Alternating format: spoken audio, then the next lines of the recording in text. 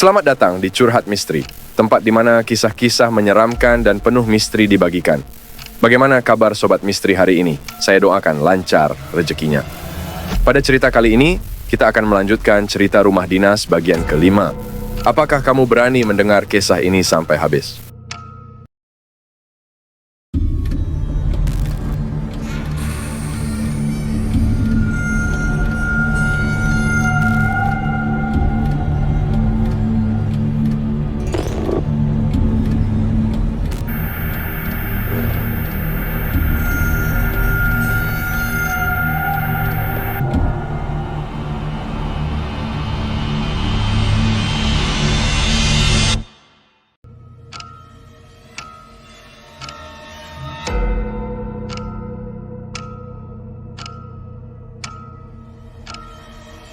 Hari kelima setelah penampakan pertama, hari ini aku bertekad untuk menceritakan kejadian semalam kepada orang tuaku. Namun tekadku terpaksa harus aku buang jauh-jauh ketika aku mendengarkan sebuah cerita dari anak kelasku ketika mereka bercerita mengenai hantu. Ketika aku sedang beristirahat di kelas, aku melihat segerombolan anak kelas itu mulai membuat geng mereka sendiri dan memulai percakapan mereka seperti biasanya. Mereka memang sudah biasa membuat geng untuk membicarakan hal-hal yang tidak penting itu, seperti menggosipkan guru-guru tertentu, membicarakan gadis yang mereka suka, atau sekedar membicarakan apa yang mereka tonton semalam. Aku yang memang terkenal sebagai anak yang pendiam tidak terlalu menghiraukan mereka. Aku duduk di pojokan belakang, sembari memainkan kertas lipat yang aku buat secara acak, dan terkadang aku juga mencuri-curi apa yang mereka bicarakan. Ya, itu pun jika ada hal yang membuatku tertarik. Oi, kapatang adenjo si Albert, kan pai ka rumah si Fajar. Wak samo-samo tahu sekan jalan ka rumah. Fajar tu baa jalannya. Oi, kemarin aku sama si Albert kan pergi main ke rumah si Fajar. Sama-sama tahu aja lah kita kan kondisi jalanan ke rumah Fajar tuh gimana. Jelas, Khalil dalam membuka pembicaraan hari ini. Iyo, sama seisi jalan ka rumahnya mah. Baa emangnya, alun lo di pelokan jalan nyolai. Iya, semak belukar aja isi jalan ke rumahnya kan. Emang kenapa?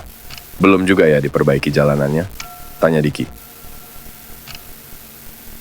Memang kondisi jalan untuk ke rumah Fajar ini sangat menyeramkan, menurutku. Untuk ke rumahnya saja kita harus menempuh semak belukar yang cukup tinggi, yang berada di sisi kiri kanan sepanjang jalan. Kalau siang hari sih, memang mungkin masih tampak biasa saja. Tapi kalau sudah malam hari, lain lagi ceritanya. Jadi waktu Denjo Albernio pulang dari rumah Fajarna, dan nampak hantu sadang tagak dakek samak-samak tuh. Jadi ketika aku dan Albert mau pulang dari rumah Fajar kan, aku melihat hantu sedang berdiri dekat semak-semak itu.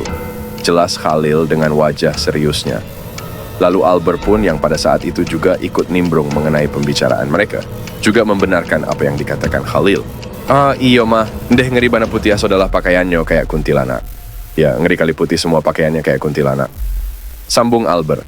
Lalu Ipong pun membantah apa yang dikatakan Khalil, dan Albert itu seakan tak percaya apa yang mereka katakan. Salah caliak ang mah lain da amak-amak bapakaian putih lo tak caliak joang? Salah lihat kali kamu. Jangan-jangan ibu-ibu yang berpakaian putih yang kamu lihat. Albert pun lalu membantah apa yang dikatakan Ipong. Maado amak-amak di, tapi jalan dakek samak-samak pulo malam-malam. Yukilo berarti amak-amak tumahnya jaleh tagak di situ sambil mancaliak dan Josi Khalil. Mana ada ibu-ibu di tepi jalan dekat semak-semak pula malam-malam? Gila ibu-ibu tuh berarti. Jelas dia berdiri di situ sambil melihat ke arahku dan si Khalil. Perdebatan demi perdebatan, terus mereka lontarkan, seperti tidak ada yang mau kalah di antara mereka bertiga. Itu. Ada yang percaya mengenai cerita Albert dan si Khalil itu, ada pula yang menyangkalnya. Lalu di sela-sela perdebatan mereka, ada satu orang yang bertanya kepada Khalil dan si Albert dengan penasarannya. Habis tuh, lai ang caritoan ke orang tua kalian? Terus habis itu ada diceritakan nggak ke orang tua kalian? Lalu Khalil pun menjawab pertanyaan dari seorang anak kelas tersebut, seakan dia sudah berpengalaman dalam masalah perhantuan ini. Oh, ndak boleh diceritoan ke orang lain doh, cukuik awak-awak yang tahu kalau seandainya awak yang mengalami hal itu. Oh nggak boleh diceritain ke orang lain. Cukup kita sendiri aja yang tahu kalau seandainya kita yang mengalami kejadian itu. Telingaku pun langsung berdiri ketika mendengar ucapan Khalil. Lalu, Aku pun berhenti memainkan lipatan kertas dan mencoba untuk fokus mendengarkan apa yang Khalil bicarakan. Soalnya kata kakekku dulu, kalau ada hantu yang gangguin kalian, kalian tidak boleh untuk mengatakannya kepada orang lain. Karena kalau kalian ceritakan kepada orang lain, hantu itu bisa terus gangguin kalian, bahkan bisa mencelakakan kalian dan orang yang mendengar cerita itu. Begitulah kira-kira apa yang Khalil sampaikan pada waktu itu. Jadi memang benar seperti dugaanku kemarin, bahwa hantu ini sepertinya memang tidak ingin terlihat ada di mata manusia, dan mereka hanya ingin menampakkan wujudnya pada manusia. Manusia tertentu saja. Setelah aku mendengar ucapan Khalil itu, aku pun langsung mengurungkan niatku untuk menceritakannya kepada orang tuaku. Ya, aku pun tidak ingin orang lain celaka, karena ceritaku ini. Teng-teng-teng. Lonceng untuk pulang telah berbunyi. Aku pun bergegas untuk pulang ke rumah dengan harapan hantu-hantu itu tidak menggangguku lagi. Tapi sepertinya harapanku itu hanya sia-sia saja. Hantu itu masih saja terus menggangguku hampir di setiap malam dengan jam yang sama. Suara langkah kaki mereka, bayangan kaki mereka, dan suara-suara aneh yang terdengar dari dapur terus saja menghampiri setiap malam-malamku. Ketakutan dan sikap was-was selalu menyelimuti malam-malamku ini. Sungguh tidak tenang rasanya berada di sini. Hingga keesokan harinya, aku pun bertanya kepada Khalil secara pribadi di kelas ketika sedang beristirahat. Lil, ada waktu nggak? Tanyaku sembari menghimbaunya untuk duduk di pojokan belakang. Kenapa, Val? Tumben manggil. Lalu aku pun langsung to the point kepada Khalil dengan menceritakan semua apa yang aku alami selama aku tinggal di rumah dinas itu.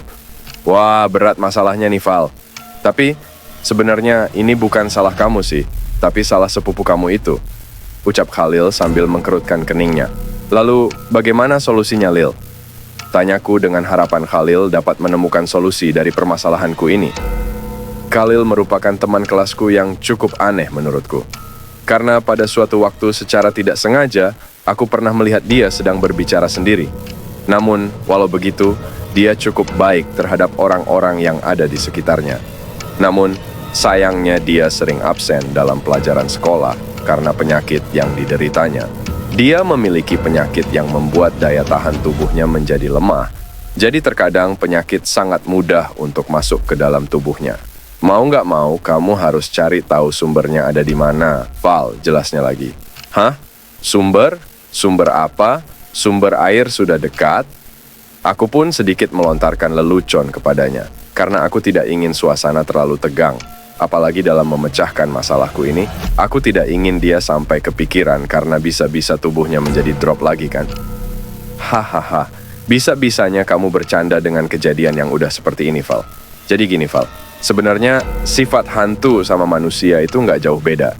Manusia kalau kita diamin, dia bakal diam kan. Tapi sebaliknya kalau manusia kita ganggu, pasti dia bakal balik gangguin kita. Apalagi kalau manusianya temperamen, bisa-bisa ngajak berantem kita kan? Jelas, Khalil. Aku pun menganggukkan kepalaku. Nah, sekarang posisinya hantu itu tingkat emosinya lebih tinggi dari manusia. Val, emang sih secara nggak langsung. Bukan manusia yang gangguin mereka, melainkan abang sepupu kamu yang memancing mereka. Tapi kenapa dampaknya ke kamu? Karena kamu juga ada di tempat itu pada waktu itu. Apalagi sampai-sampai kamu melihat cukup lama pohon itu kan? Aku pun membantah ucapan Khalil itu. Nggak adil lah, Lil. Aku walau ada di tempat itu tapi kan nggak ikut-ikutan loh. Khalil pun menjelaskannya kembali dengan sabarnya. Iya, aku tahu Val kamu nggak ikut-ikutan, tapi posisinya kamu ada di sana. Sama halnya dengan guru. Kalau mereka liatin kamu nongkrong sama orang yang merokok, pasti kamu juga bakal kena kan? Walau kamu nggak merokok, iya nggak? Aku pun cukup paham apa yang Khalil jelaskan padaku. Tapi kenapa ya, Lil? Ketika sepupuku ada di rumah, itu mereka tidak menampakkan dirinya. Tapi anehnya, tepat sehari setelah sepupuku pergi, mereka langsung muncul, itu kan nggak adil. Lalu, Khalil pun kembali menjelaskannya padaku. Kata kakekku dulu, hantu itu juga milih-milih untuk menampakkan dirinya kepada orang. Jadi hanya kepada orang-orang tertentu saja, karena hantu itu juga melihat tingkat spiritual dan pancaran aura dari orang itu, Val. Dan hantu pun banyak jenisnya, Val. Ada hantu yang cuma ingin nakut-nakutin kita aja. Tapi ada juga hantu yang benar bisa mencelakai kita. Contohnya, hantu yang aku temui kemarin, Val. Dia cuma ingin menampakkan dirinya saja, tidak lebih. Karena dia melihat tingkat spiritualku karena aku bisa merasakan kehadiran mereka lebih tinggi dari orang-orang biasa. Aku pun sedikit bingung dengan apa yang Khalil jelaskan. Tingkat spiritual? Apa itu? Aku sama sekali tidak mengerti sedikit pun. Singkatnya, tingkat spiritual itu adalah tingkat kepekaan kita terhadap sesuatu, Val. Mungkin bisa diibaratkan seperti itu. Lalu Khalil menambahkan penjelasannya kembali. Dan lagi, jika pancaran aura orang tersebut banyak jahatnya, hantu yang datang untuk menampakkan diri kepadanya bisa-bisa mencelakai dia, Val. Jadi, hantu itu menampakkan dirinya kepada orang-orang tertentu saja. Kalau tingkat spiritualmu rendah, tapi pancaran auramu jahat, maka hantu bisa menampakkan dirinya dan bisa mencelakai kamu. Tapi kalau pancaran auramu biasa-biasa saja, ya paling cuma ditakut-takuti saja, Val. Aku pun sudah mulai paham mengenai apa yang Khalil sampaikan, tapi aku masih belum mendapatkan jawaban dari Khalil mengenai kenapa ketika Bang Ewo masih ada di rumah itu, mereka tidak menampakkan dirinya. Tapi Lil, aku masih belum mengerti kenapa ketika sepupuku itu masih ada di rumah itu, mereka tidak menampakkan dirinya. Khalil pun menjawab dengan detailnya. Sepupumu katanya Step kan? Kata kakekku dulu, orang yang sakit seperti itu, biasanya tingkat kepekaannya di atas rata-rata orang normal. Apalagi sifat sepupumu itu juga agak nyeleneh kan? Gak takut sedikit pun sama hantu? Bisa jadi hantu itu sudah ada di sana, tapi dia menahan dirinya untuk tidak menakut-nakutimu. Val. Karena ya itu, ibaratnya sepupumu itu layaknya seorang pawang. Val. Setelah mendengar penjelasan dari Khalil, aku pun sudah mulai mengerti sedikit demi sedikit mengenai dunia perhantuan itu. Dari mengapa hantu itu hanya orang-orang tertentu saja yang mereka ganggu, hingga sifat-sifat serta jenis hantu itu sendiri. Dan aku berharap hantu yang ada di rumahku saat ini bukanlah hantu yang mencelakaiku maupun keluargaku.